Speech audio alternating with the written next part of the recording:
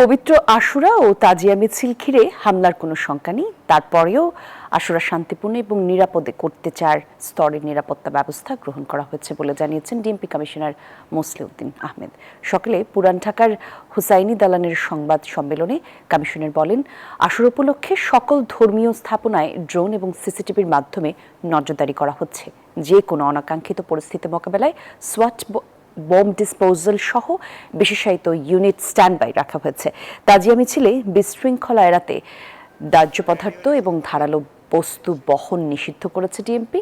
Dhaka toll সহ উচ্চ শব্দে যন্ত্র ব্যবহার থেকে বিরত থাকতেও বলা হয়েছে। আগামী ২৬ জুন শুক্রবার পবিত্র আশুরা। এ উপলক্ষে পুরান ঢাকার হুসাইনি দালান ইমামবাড়ায় চলছে নানা আনুষ্ঠানিকতা।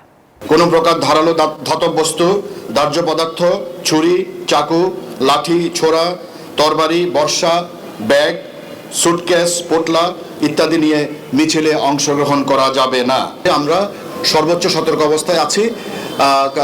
যে কোনো ধরনের নাশকতা, যে কোনো ধরনের পরিকল্পনা নস্যাৎ করে দেওয়ার জন্য আমাদের সব ধরনের প্রস্তুতি আছে। Bashundhara public school and college 2026 শিক্ষাবর্ষে ভর্তি চলছে।